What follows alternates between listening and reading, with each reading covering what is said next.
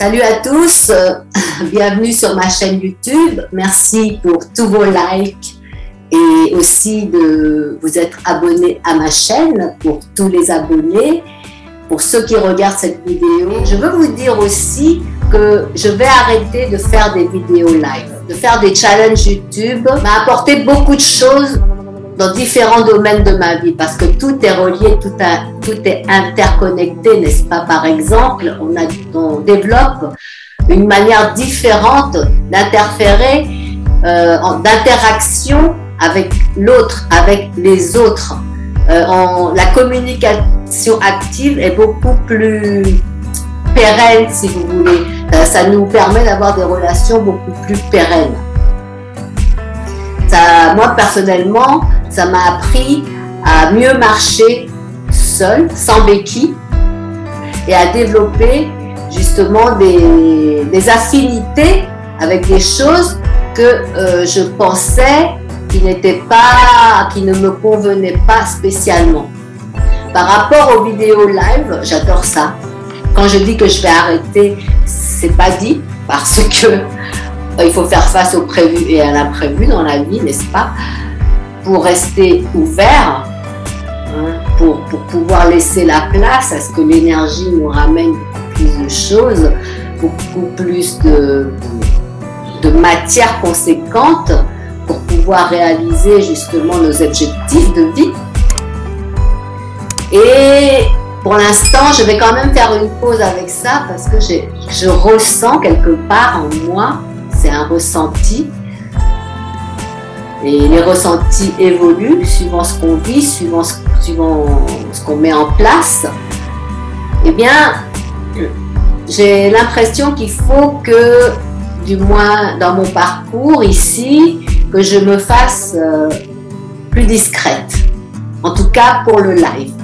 Je vous en parlerai dans d'autres vidéos, on y reviendra sûrement. Parce que le live, j'adore ça, mais il y a des choses à savoir faire, vous savez, le petit qui font que ça se passe bien, sûrement que j'investisse dans des outils plus conséquents aussi, plus performants. Voilà, donc j'ai besoin d'autre chose en ce moment pour parfaire ce parcours, de faire des challenges YouTube.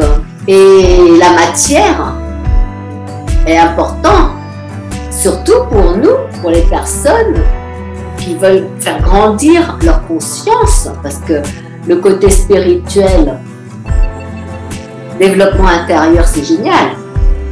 Mais souvent, on le voit dans la plupart des cas avec les gens qui ont une spiritualité à outrance, comme moi j'ai eu, eh bien, on n'a plus les pieds sur terre.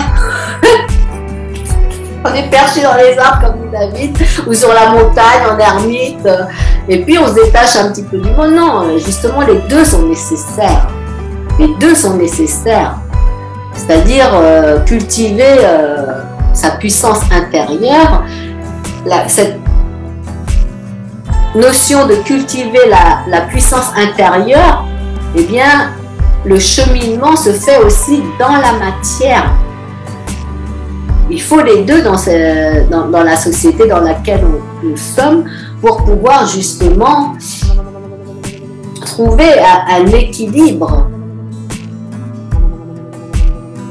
pour un épanouissement plus complet, plus de complétude. Parce que oui, Om Mani Padme Hum c'est bien, Namasté c'est bien, mais alors quand t'as rien à manger dans ton assiette, et ben là, tu vois, et moi j'ai été là-dedans, je peux témoigner que c'est vraiment, voilà quoi, c'est inconscient, mais on tombe dans un état d'être et dans des environnements parfois qui nous incite pas à l'action, au contraire, qui nous fait plutôt tourner en rond. Et pour élever une famille, se donner l'opportunité de réaliser des choses, de faire des passions et tout ça, ben, il faut de l'argent. Hein. On le veuille ou non, l'argent c'est une énergie. On pourra en parler dans une autre vidéo. L'argent c'est une énergie. Et quand on n'en a pas, c'est relié, tout est relié. Et je vous laisse pour l'instant. Ah si, j'ai une petite précision. À un moment, bon, je vous ai parlé dans le live d'une expérience très personnelle sur la notion d'identité et j'ai parlé du mental. Il y a bien entendu deux sortes de mental distinctes.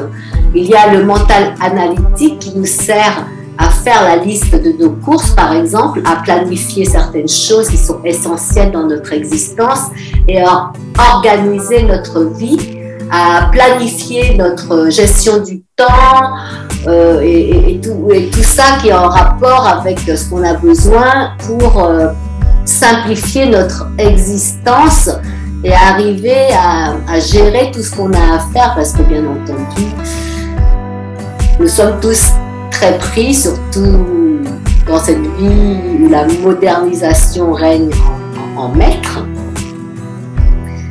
Et il y a aussi le mental, ce mental dont je vous ai parlé dans le live, qui est plus relié à notre conditionnement de vie, à nos limites, à nos blocages, à nos peurs, qui est plus relié à nos émotions et qui agit au niveau de notre inconscient, de notre personnalité et de notre identité justement. Et souvent,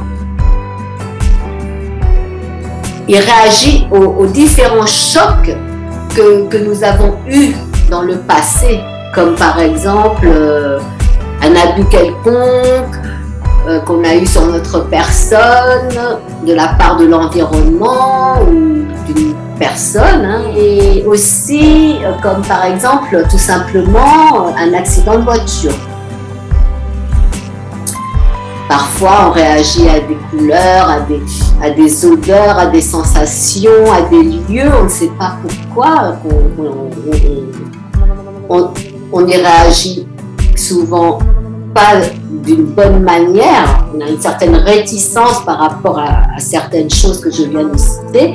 Pourquoi? C'est justement relié à l'émotionnel connecté au mental. Vous voyez un peu ce que je veux dire, quoi. C'est plus par rapport à ce mental-là que j'ai développé dans le live. Je vais m'arrêter là pour pas faire plus long, parce que comme je vous ai dit dans le live, les abonnés à ma chaîne et les nouvelles personnes qui découvrent mes vidéos n'aiment pas trop apparemment, elles ont trop de choses à faire, des vidéos trop longues. Next.